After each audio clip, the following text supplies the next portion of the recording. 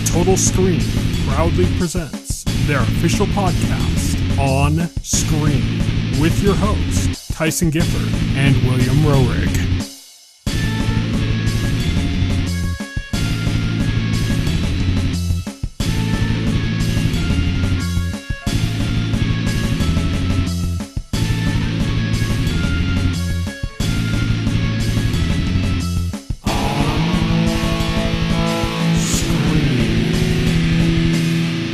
Hello, everybody, and welcome to On Screen, the official podcast of the Total Screen. My name is Tyson. My name is Will. And today we got a number of things to go over. Comic-Con happened. Not too terribly much came out of it, but a few trailers came out. We'll talk about those. We got some stuff to talk about that's coming up on the horizon. We're going to be talking a little bit about the most recent wave of the Mario Kart 8 Deluxe Booster Pass DLC, Wave 5, which included 8 new tracks plus 3 new characters. So we'll be talking about that a little bit. And then in full spoilers, we are going to be talking about Marvel's Secret Invasion. We already talked about the first 3 episodes. We're going to talk about the last 3 episodes, Beloved, Harvest, and Home. That's episodes 4, 5, and 6. And that'll be it for this week's podcast. So let's get started with On the Horizon. On the horizon.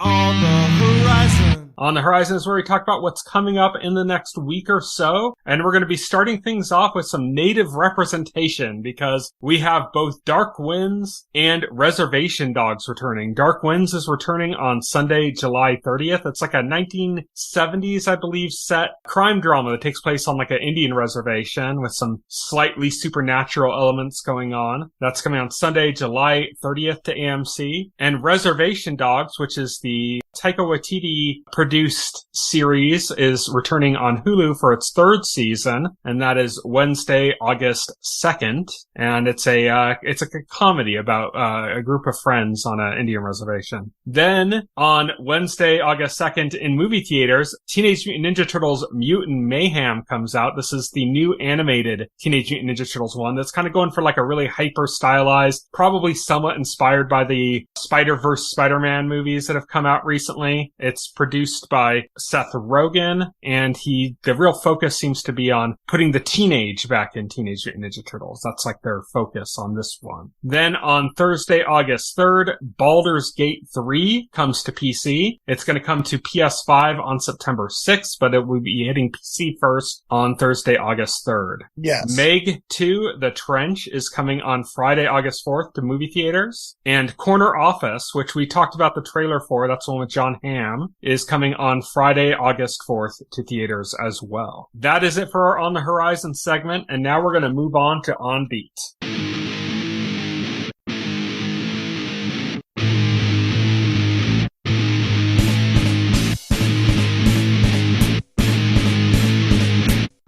On Beat. This week on Beat, we are going to be talking about some trailers that I believe either all or mostly came from Comic-Con. I think all the ones we're talking about actually came from Comic-Con. We talked last week because of the strike. We said Comic-Con was going to be really reduced and that we'd probably just get a few trailers, not like huge announcements or anything like that. And that seems to pretty much be the case. We actually got probably more trailers than I thought we were going to get, but not too terribly much else besides trailers. They couldn't really do any. I guess Invincible did like a cast reveal slate, so like that's something. But other than that, like there's not much they can really do when they can't bring up any of the actors on stage. So we just got a few trailers and we've kind of narrowed that down to the ones we want to talk about. First up, the Marvels. This is the second trailer for the Marvels. And the first one where we actually kind of get like a real look at who the villain is in this. Yeah. I mean, it looks okay. I think it looks less good now than it did after the first one for me. Looks about the same to me. I don't know. I'm not terribly hyped for it. The villain is giving me like Ghost vibes, like from the second Ant-Man movie. Just kind of like a not really a great villain, you know? Right, yeah, same. I'm just not sold on the premise. I don't know. Yeah. It'll be fine, I guess. I mean, I guess we can talk a little bit about some stuff leading up to the Marvels when we get to our full spoiler segment, because there is some stuff in there. But other than that, like, I'm going to watch it, of course, but I'm just like, I'm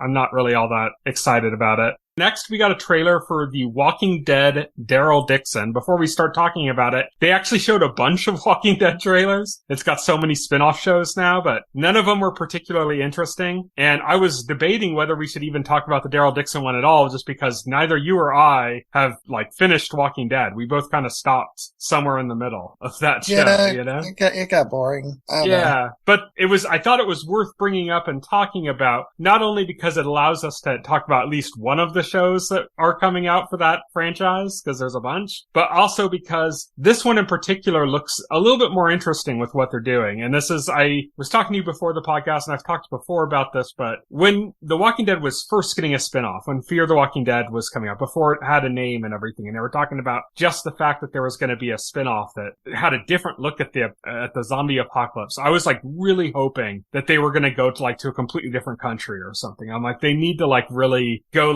this is something that's apparently happened all over the world. And when everything shut down, everybody lost contact with each other. So there's things had to have developed in completely different ways, depending on what area the people are in, the kind of defenses they might have against the dead. The way things happen like that would drastically change the kind of story you would get. And instead, we've got 3 spin-offs of The Walking Dead already, and they all take place basically in the same southwest or southeast United States area. Right. Yeah, I think Fear the Walking Dead was actually Los Angeles, I think, and went down a little bit to Mexico. But same thing. It's still that kind of southern desert United States kind of vibe. Not too different from each other, any of these series. But this one is taking place in France. And somehow it's Daryl Dixon, who, like I said, neither of us finished watching The Evil Dead, or not The Evil Dead. Neither of us finished watching The Walking Dead, so we don't know how he got there. I don't know if that was covered in the show. I want to see that crossover.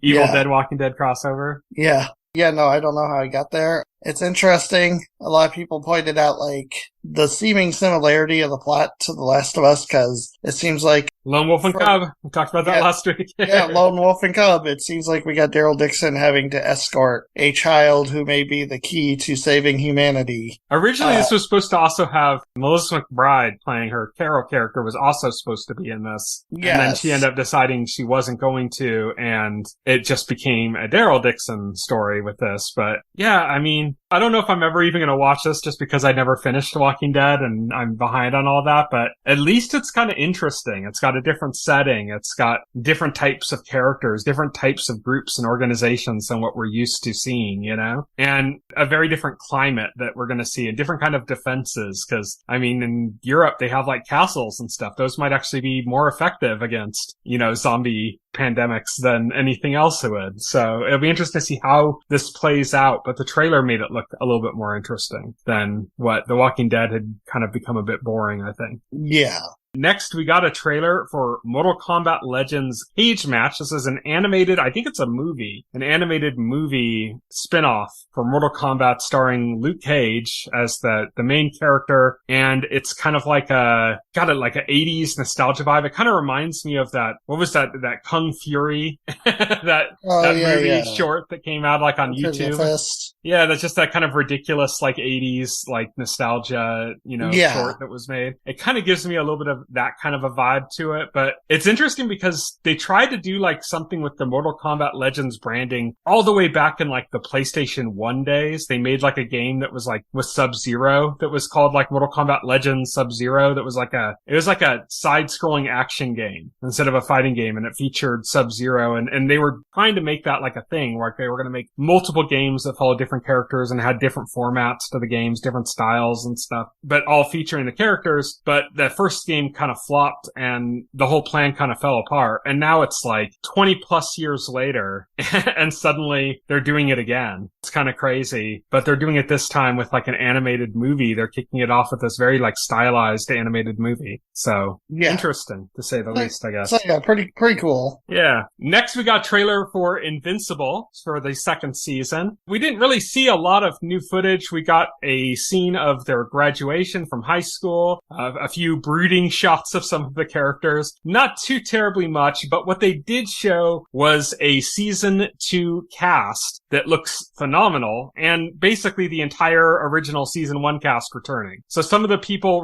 Coming for the season 2 cast include Chloe Bennett, Rob Delaney, Jay Farrow, Rhea Seehorn from Better Call Saul, Callista Flockhart, Scoot McNairy, Leah Thompson. As you had mentioned, Peter Cullen from Transformers, the voice of Optimus Prime. We also have Sterling K. Brown, Tatiana Maslany, who is recently She-Hulk, Daveed Diggs, who is kind of the front runner to play Johnny Storm in the Fantastic Four movie, if you believe any of the rumors that have been going around. I don't believe any of the rumors that have been going around. Paul F. Tompkins, Ben Schwartz, who we talked about last week because he was in Renfield. Yeah, just phenomenal additional cast being added to this series. But I mean, like, the first season had a phenomenal, insane cast as well. So, and they're all pretty much returning. So that's very good news. Exciting that we're finally going to be getting Invincible back. That's very cool. They dropped a surprise on us, though, because they dropped the trailer for Invincible Adam Eve, a special episode that they stealth dropped because for some reason, I guess Amazon thought this was a Nintendo Direct. And so they said, we need to stealth drop something. And so we got an episode on Amazon Prime right now. It's like an hour-long episode focused on Adam Eve's origin story, which is pretty good. I watched it. I'm not going to go into details because we have other stuff to talk about this week, but yeah, that's out now on Amazon Prime. Yeah. You don't have to wait for the Invincible season to drop, for season 2 to drop. Pretty cool. Next, we got our first full trailer for One Piece, which is kind of becoming a mixed bag for me. On one hand, I think they're nailing the characters, like personalities and stuff, but man, it just so much looks like you're watching footage from like a cosplay event at like an anime convention. Right. It does have like that aesthetic to it. The costumes are like too accurate, like in a way where those clothes don't look like that, you know, but for some reason they do. They're like really shiny and really like. I don't know, like how you do this in live action. I mean, it's a hyper stylized anime. Yeah. One Piece is probably like the hardest anime to adapt to a live action. Yeah. It's designed to work as drawings and animation. It's not, it wasn't ever designed for live action. So, like, how you make it look natural? I think that's impossible. It's weird though. It looks very cosplay. I'm still excited for it. I'm a big One Piece fan. I like what they're doing with the character personalities and stuff. There's just some things that kind of take me out of it when I'm watching the trailer, and I'm hoping when I'm watching the series, it's not going to take me out of it. Right, yeah. My suspension of disbelief will be engaged, and I won't have to worry about that. But that is One Piece. Next, we got a trailer for Gen V. This is the first full trailer. We had a teaser trailer before, and this is a full one. This is the spin-off series of The Boys. It takes place in a college, I believe, where they're training future superheroes. Yeah. And, I have to say I'm sold. Not because anything looks good, but because the first character we see in this trailer, besides old footage from The Boys, is played by Clancy Brown. Yes, Clancy Brown. Clancy Brown is always good. So the Kurgan himself is going to be in this show. That's the only scene in the trailer we see him in, unfortunately. But, it's dark. It looks like it's handling all sorts of different aspects of, the superhero world from The Boys. Who knows how this is going to turn out, but it's kind of a fresh prospect compared to the original series because it's not really based on anything except the world itself. But yeah, got a trailer for that. And that is it for our On Beat section. And now we're going to move on to full spoilers.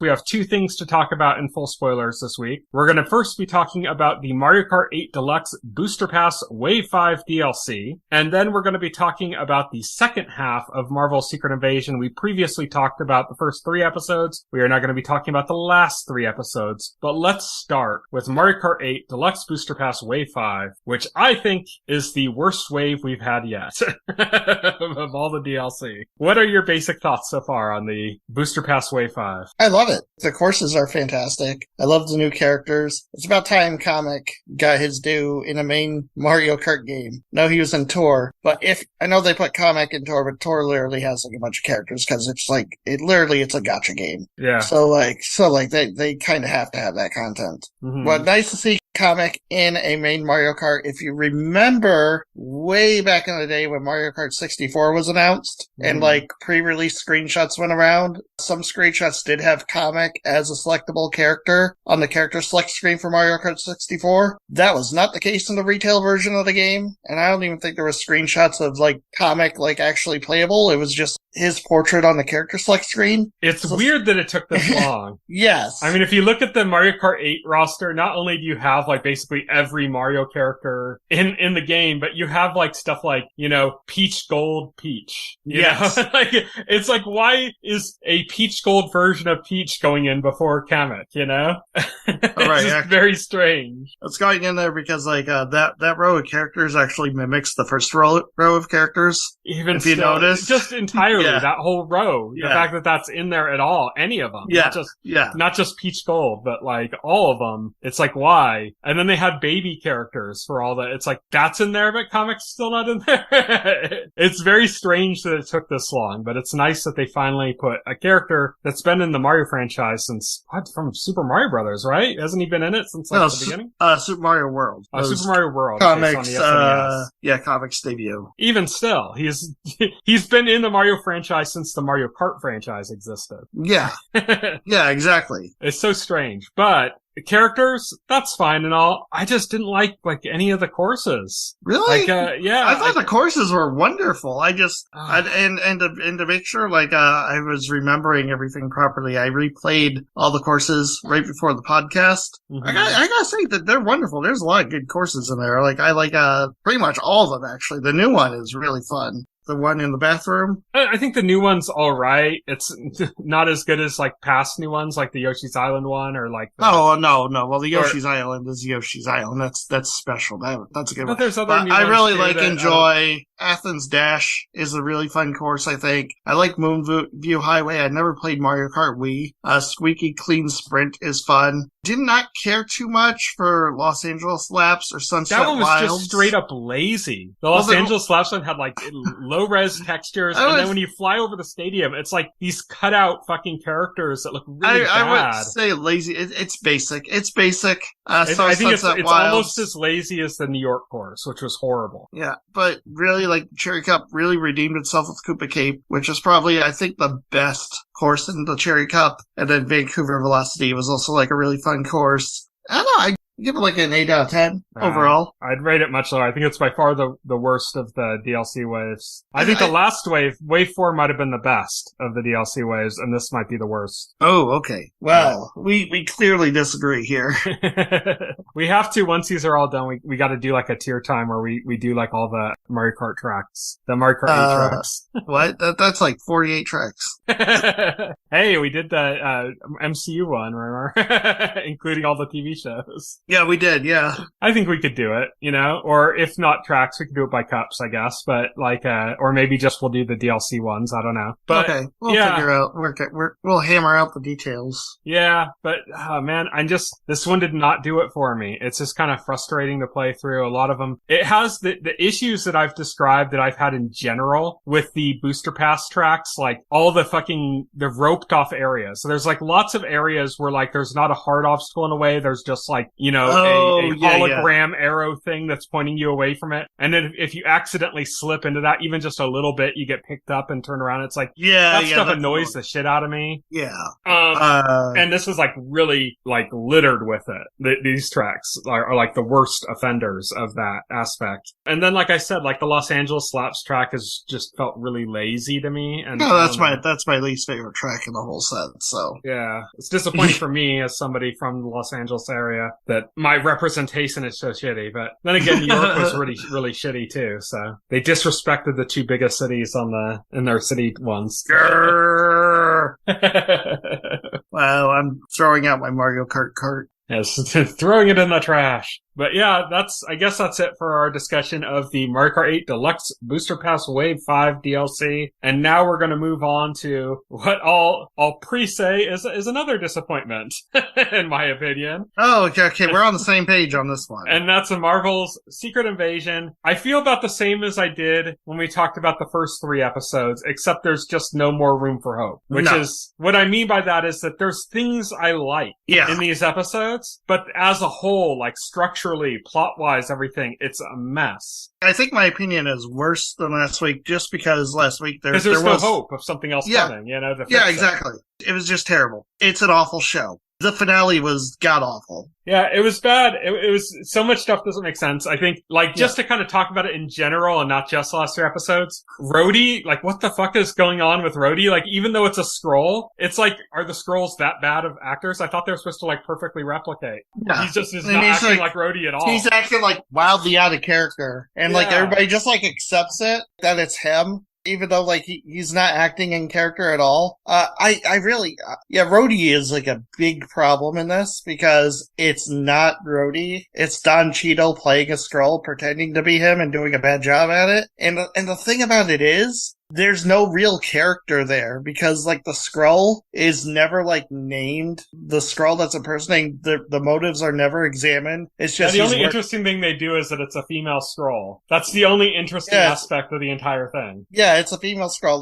The only thing is she's working for Gravik and following Gravik's orders. That's it. It's a total non-character. Some great dialogue and performance by Don Cheadle, sure, but it's a total non-character, and that is, the secondary main antagonist of the show, so that is yikes. Yeah. I mean, it's kind of that way with everything. Gravik, played by Kingsley Ben-Adir. Yes. Great performance. Amazing performance. The dialogue, not the plot writing, but the dialogue writing. Oh, no, the very dialogue. Good. He has the scene in, the finale. Yeah. Where it's, really great performance. The writing is terrible, though. They never fully explained why he hates humanity. I think his dialogue is good. I think the plot writing is bad. The way he talks is good. The words he's saying are good. What the words mean is garbage. Yeah, it's garbage. They never fully explain satisfactorily, what his beef with humanity is. I know he has beef with Fury, and that I seems get to be it. It seems to be that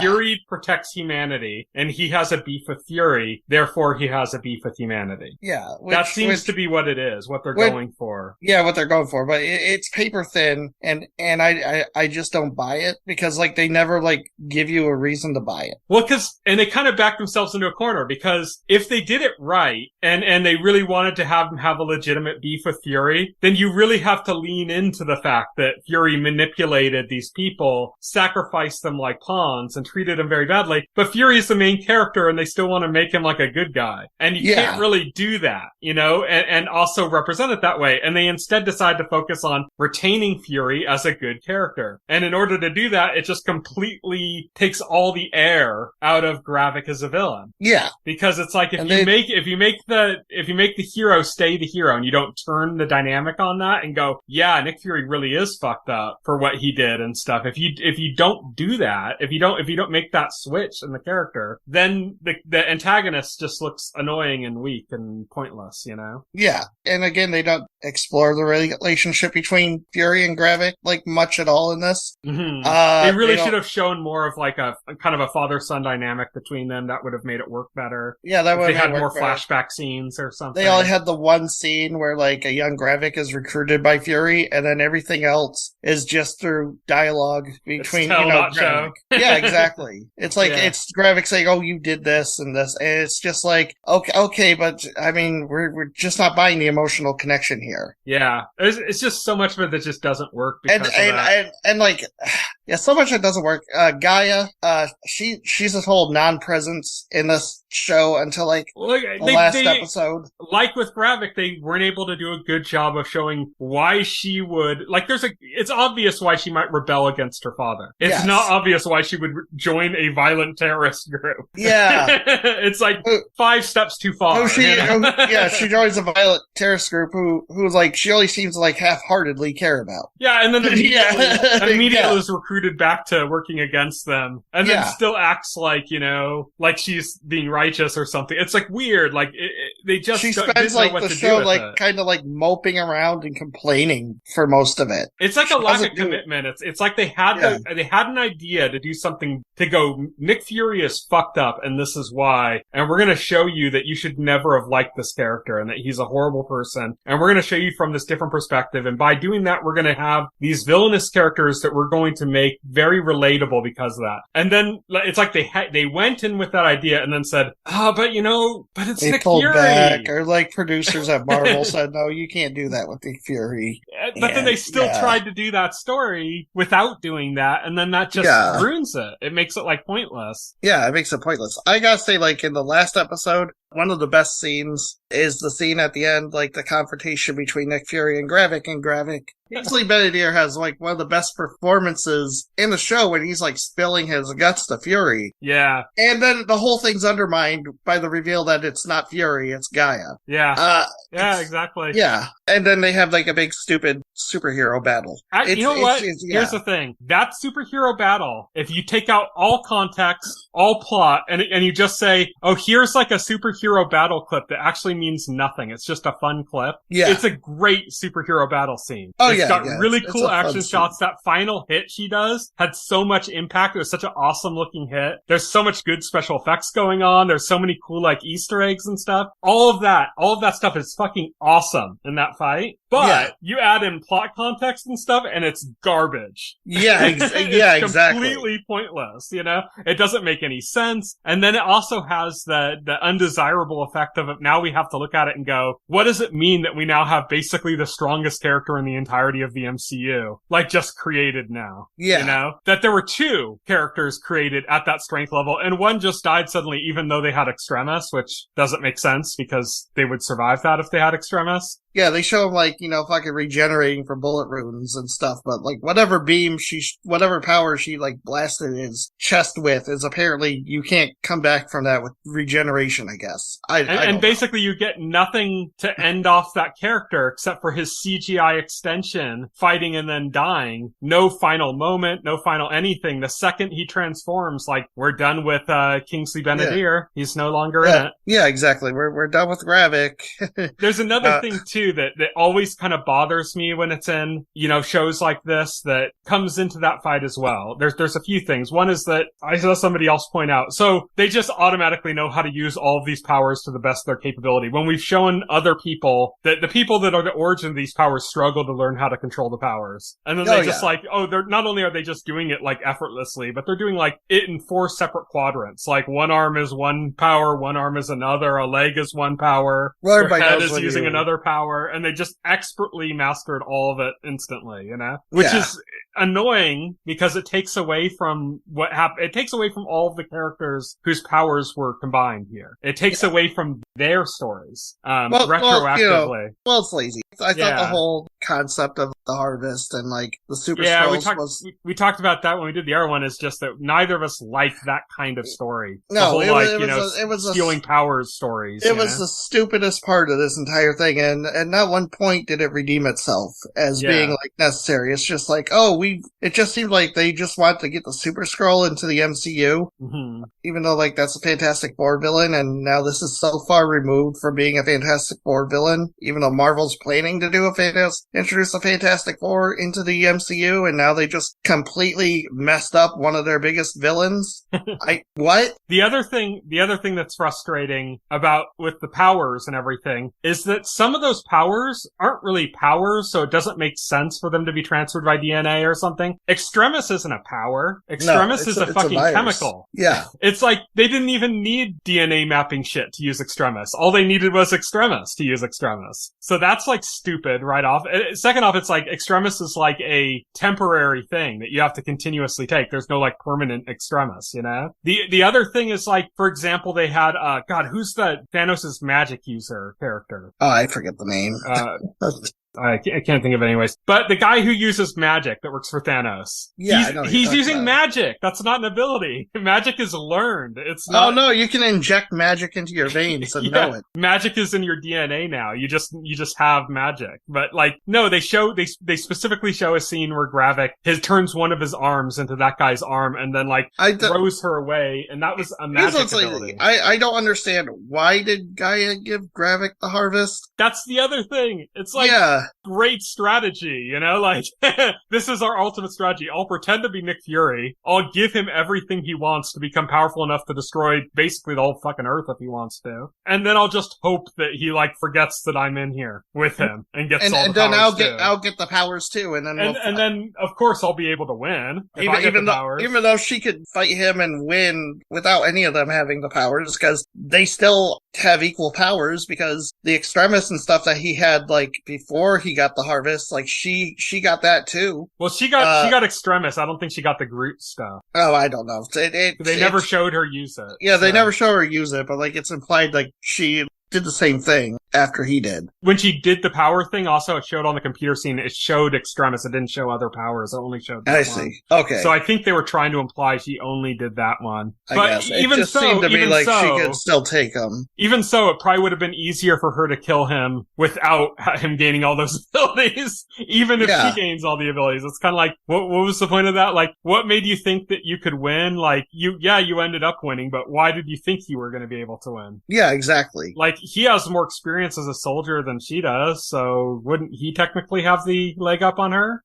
yeah, it doesn't make sense. And then, like, the whole thing at the end, like, with the standoff between Nick Fury and Skrull Rhodes, where Nick Fury is trying to convince the president that Rhodes is a Skrull, and he's unsure, and Nick Fury's pointing the gun, and he's like, oh, it doesn't seem that hard to prove. They just bleed purple. Yeah, it's like, just shoot him in the leg or something, and then watch him turn back into a Skrull, because they showed... like, stab him in the arm or something.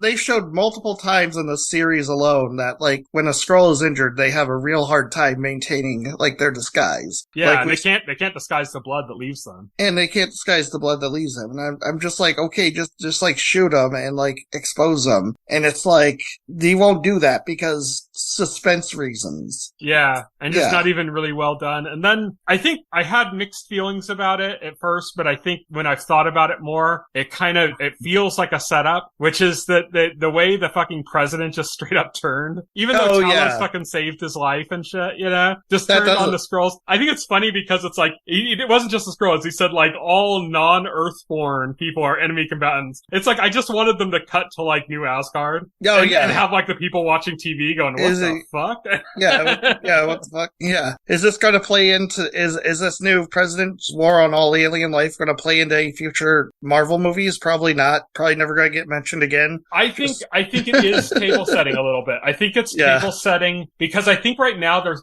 the way they've established it before this is that the world of the MCU is kind of more reasonable than our world as far as like people go. They're not like necessarily like super cruel or anything. They're kind of, you know, dealing with the whole superpower thing a little bit better than we think, which is very different from like the way, if you read the comics and stuff, the way the world is depicted when you read like X-Men, for example, being very intolerant, you know? And I think they're kind of doing some table setting for mutants. Even though his decree is only about people not born on Earth, it feels very much like a parallel of something that they could do with mutants now, where they could show that there's already been this kind of group of people that have become radicalized and hate people with abilities, basically. Yeah. And now you can radicalize that even further against mutants, and then that works when you establish mutants. It seems to be like a little table setting for the mutant thing. Mm-hmm. It's just done in haphazardly.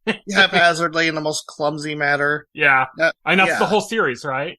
Yeah. It's a lot of like decent ideas done very haphazardly. Yes, yeah, that's this entire series. It's such a disappointment because I was hoping for like a really tightly plotted like thriller. Yeah, I mean, you and I were both thriller. Like super psyched going like, this is going to be like the second Winter Soldier, you know? Another huge problem with this like series was like the whole secret invasion thing, right? It based on the premise of paranoia, like Skrulls could be anybody, who can you trust? And there's no actual paranoia happening in this show. Like, the audience knows who's a Skrull. The characters, Nick Fury and stuff, seems to know exactly who's a Skrull in exactly all times. Mm-hmm. So there's no real paranoia. Everybody else is, like, completely clueless that they're all Skrulls. So, like, the paranoia aspect never plays a factor in this whatsoever. Mm-hmm. It's just why. Yeah, and with all of this mess, in order to try to sell it and fail at selling it, they killed off 2 likable characters for good. Yes, yeah, for Talos good. and Maria Hill. Maria Hill, which is R.I.P. That's the worst thing this show did. Was just people kill freaked off out those about characters. Maria Hill, but I'm like, I like Talos a lot more than Maria Hill. Why did they have to kill off Talos? That's so stupid. Yeah, really dumb. Didn't like the show at all. Yeah. Shame. Yeah. Let's talk about the Marvels and how this factors into the Marvels. I think the Marvels releasing their trailers both before Secret Invasion started and, during the length of Secret Invasion, showing Nick Fury in the trailers, like, kind of cut the legs off of the series and, like, the stakes of it as being, like, Nick Fury's personal, like, story. Yeah. Because we know, like, he's fine because he's in that. Not only that, but, like, the way he acts in the ending to this, shows him going back into space with his wife. Yeah. Like, it seems like, like the vibe is like they're retiring the character, like he's retiring to space. He's brokering a peace deal with the Kree, and it's like, okay. And like in this, there's some scripts leaks for the Marvels that seem to say that that's part of the plot for the movie is the whole Kree thing, the Kree peace summit or whatever. This seems like he's back on the job, right? Like, yeah, he's a full, like, okay. Well, it's not just that he's back on the job, but that it ends when he gets together with his wife and they're going to leave and do the peace summit thing. She says, "You have your own ways," and he's like, "Yeah, I'm sick of that." Like, he doesn't want to do that anymore. And then what we see from him in the trailer for the Marvels, it just looks like basic old Nick Cage. Yeah. Like, he doesn't have a chip on his shoulder about it. He doesn't look world-weary like he did. It's just like back, like none of this ever happened. It's classic Nick Fury. It's not Nick Fury from this show. Like, it's like they're 2 different characters. It's back to stasis, back to the status quo. Yeah, exactly. And guess what? There's a huge disconnect, especially if, like, there's no continuity between this show and the Marvels. It's like, okay. I think there's going to be, but there's like a tonal disparity that's going to still be causing problems, that we're already seeing from the trailer versus what we're seeing in the show. There's a huge tonal disparity in Nick Fury's demeanor, alone. That already is like problematic for the continuity. Yeah. I'm just so disappointed. This just seemed bored for the entirety of the show, to be honest. This could have been so good. Yeah, it could have been. Oh yeah, definitely. There's things about it that are so good. And it's Here's the thing why Secret Invasion worked as a comic event, because again, like, it involved the Avengers, involved the universe, and it was like this big thing that built up over time where it was revealed that, like, a bunch of Earth's heroes were secretly replaced by Skrulls, and then there was the paranoia aspect. Nobody knew who was who, and, it became this big thing. And I think, man, like, if they centered Phase 4 around that, put out these movies and, like, slowly revealed that, oh my god, like, some of these characters are Skrulls and they're planning shit, that could have been really cool. This was not it.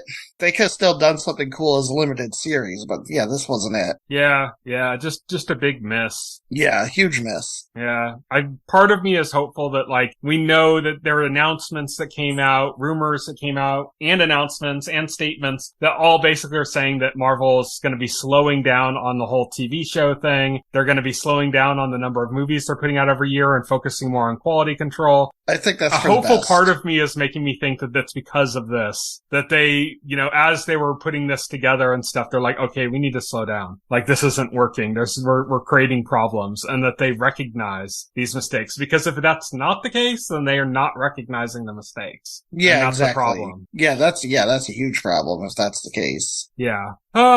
Sad though. I mean, this was the one I was super excited for, after the first trailer. I was like, I totally thought, like, this is going to be like Winter Soldier. This is going to be great. Yeah. Yeah. And I thought, man, like, it's about time we got a Nick Fury centric, project. It's just unfortunately this just didn't rise to that level. Yeah. This is going to be like straight what if tier. Yeah. Yeah, exactly. Yeah. It's what if tier.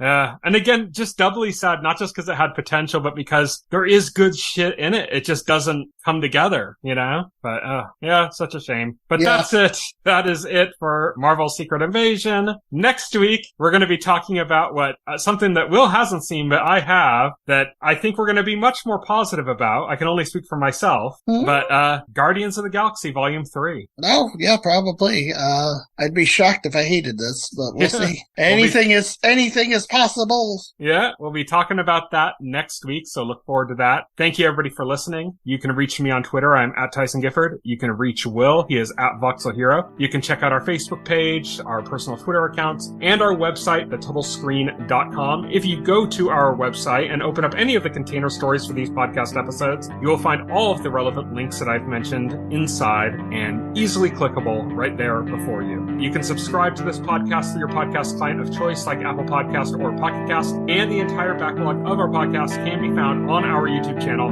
along with other content. Game of Thrones reactions, Hannibal reactions, all sorts of stuff is on there from our past, so you can look into that as well. Thank you, everybody, for listening. Night. Bye. Thank you for listening to the OnScreen podcast, the official podcast of The Total Screen.